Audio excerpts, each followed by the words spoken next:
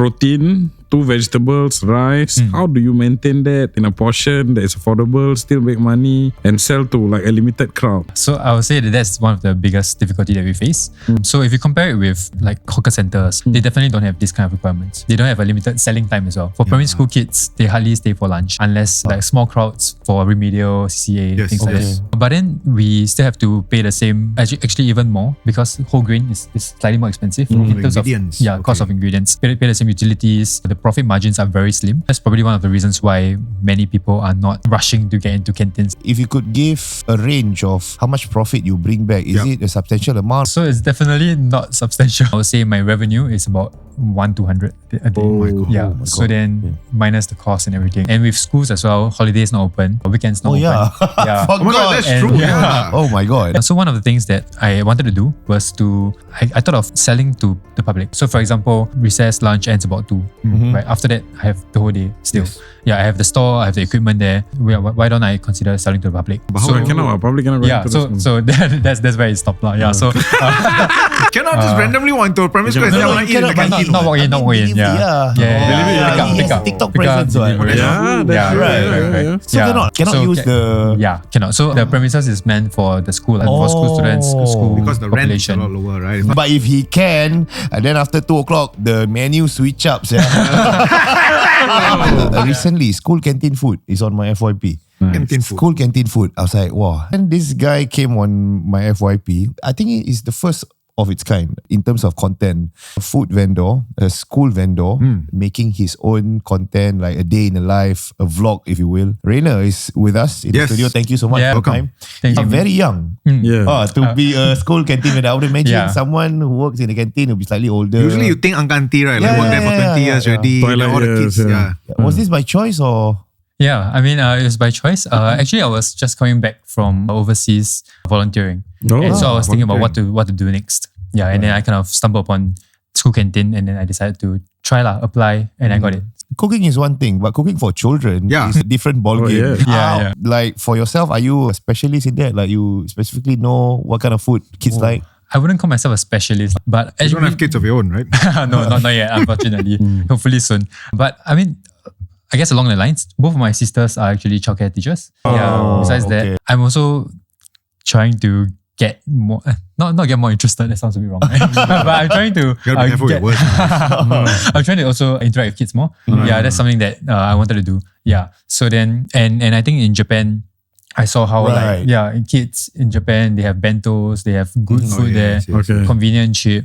Yeah, and then if I could just interject, like when during your time in Japan, what is very special about their food culture in schools over there? They definitely have a bento culture. Okay. So home cooked food prepared every day. By the parents. Okay. So usually prepared every morning. But besides that, the canteens there are also very nutritious, very healthy, clean food.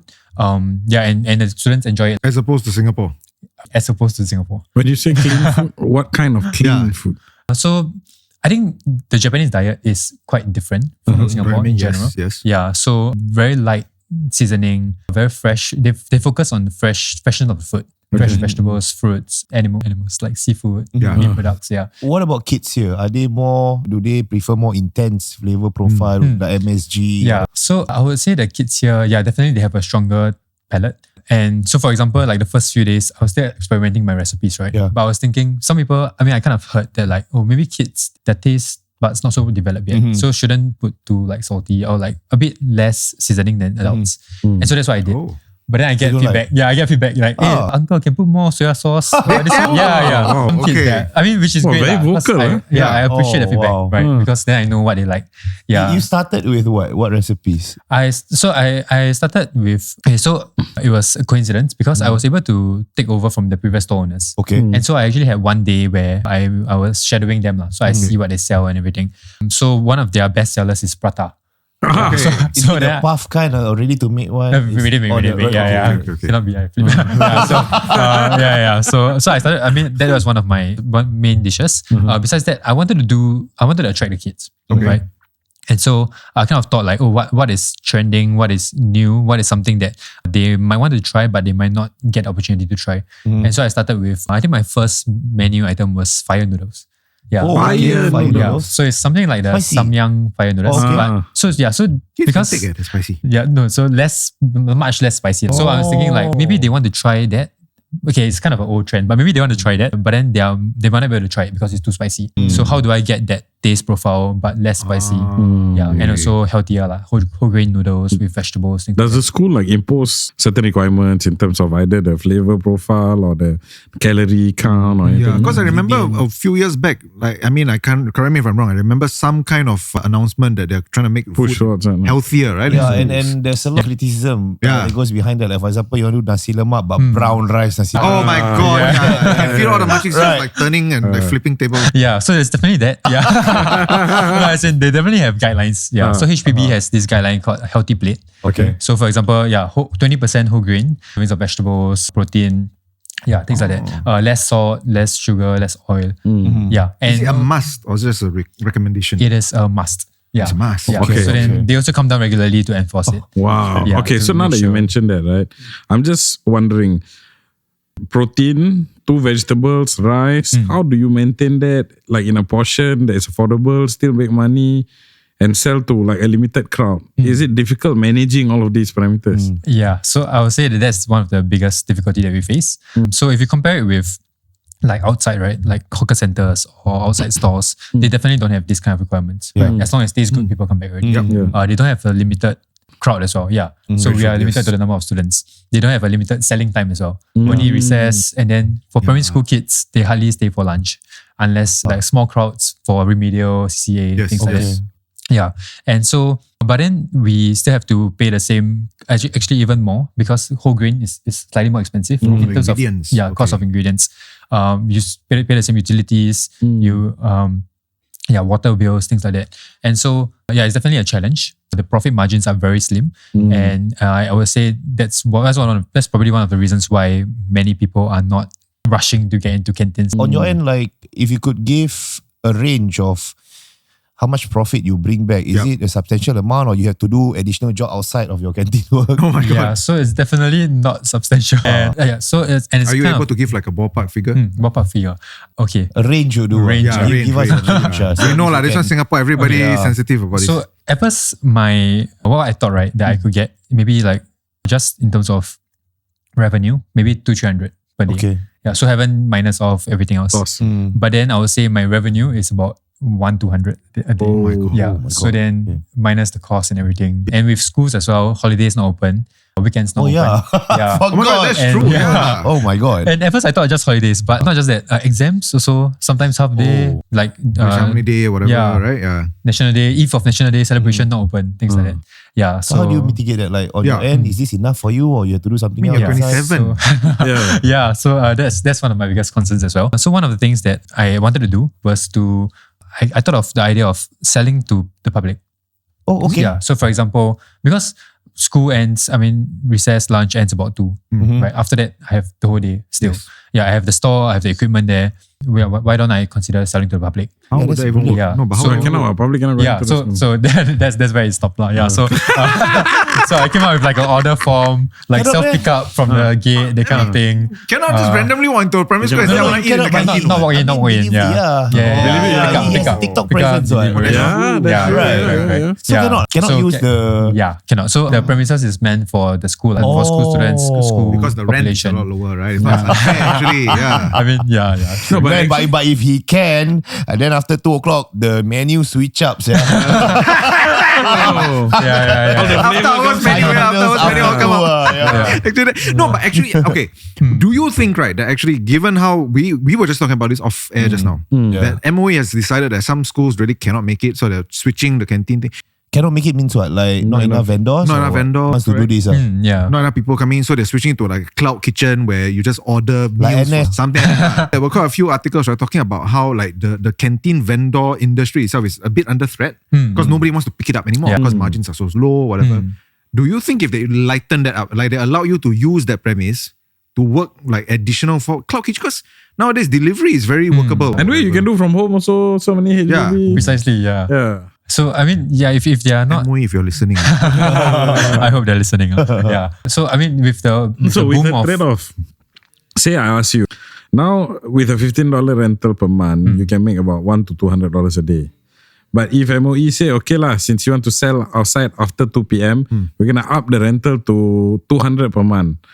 Or take it any day. Really? Yeah. Yeah, I mean, Yeah. if I will switch up the menu and then you sell it at $3 a plate, people will buy because hawker Actually, that's true. food Yeah. prices are expensive. But then after that, MOE will say, no, he's making more money off the after hours thing.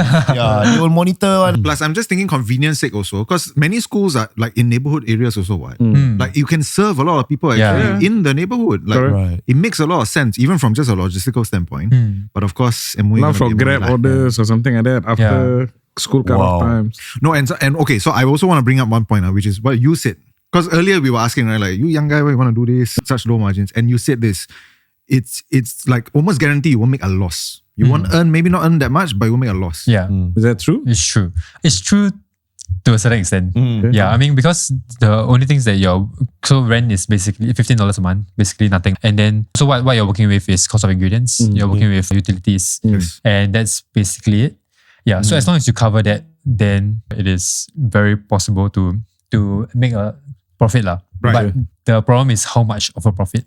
Right. Yeah, and whether the profit is sustainable. Walk us through a day in the life of your adventures. Like how early you got to wake up to do your shopping, and then what time you close and all that. So usually I wake up about 5. So I get ready, prepare, and then So the ingredients bought already the day before or what? So I buy most of the ingredients, but then for fresh vegetables, things like that, I will buy on my way to school. Okay. Yeah, so I mean, thank God my school is nearby, and then I cycle to school, and on the way there is a Sheng Siong, so I just at 24 hours, so I just drop by, buy, and then I go to school. So once I reach there, 5:30, 5:45, then I will start my ingredients preparation. Yeah, so prep, and then do some like wiping, things like that, and then maybe I start cooking at about 7. Yeah, so 7, and then I finish cooking at about 8:45. Prepare for recess that starts at about 9.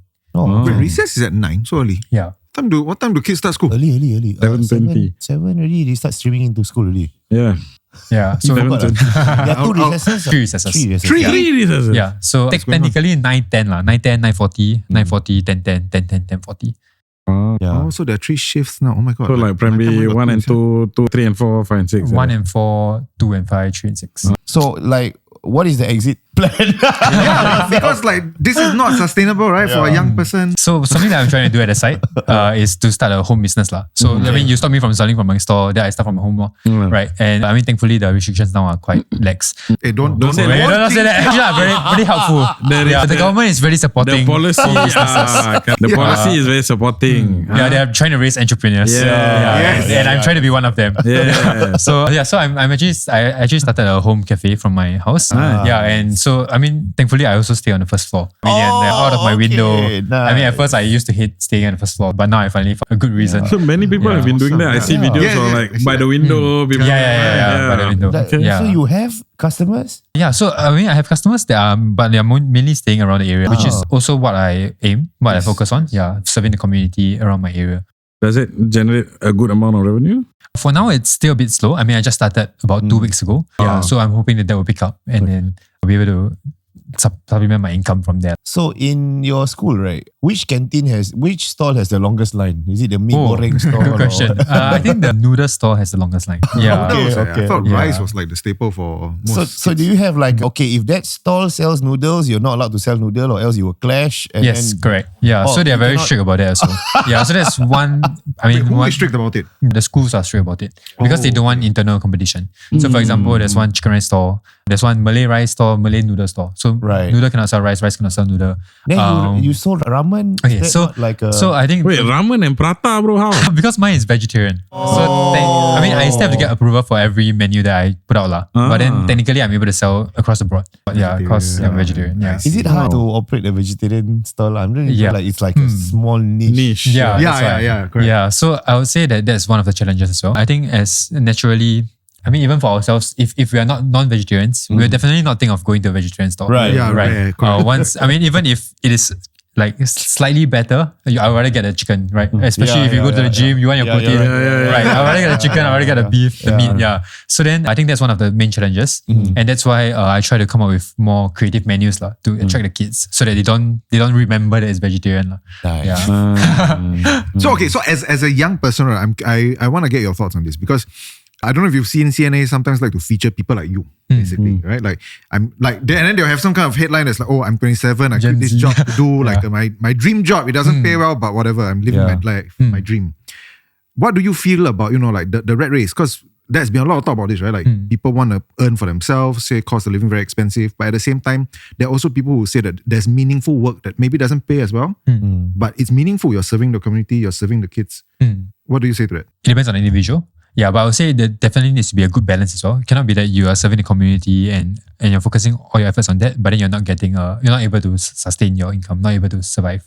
Yeah, especially with BTO prices, things like that. Yeah, but of course, on the other hand, there's also no point and it's not rewarding to run and fight in a rat race. And then at the end of the day, I mean, you have money, but then it's empty, right? Louder for the people at the back. Yeah, so I definitely think that there should be a good balance between that. Like generally, is this how your generation thinks about the purpose of life and all that? Are these conversations that you all have within your own age group? I think within my friends, these are conversations that we do have. Oh, okay. Yeah, but I would say within the generation, I would say the focus would still be making money, generating revenue. But they are looking into many different ways. Yeah, especially online, TikTok, things like that. So you mentioned just now that there are some schools with only 2 stalls operating, right? Do you think this reflects any form of disparity among schools? Because I'm looking at my daughter's school.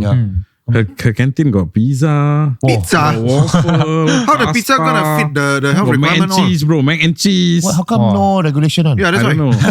So don't say the school name. How is it fair? I would think that the ones that are struggling would be the newer schools.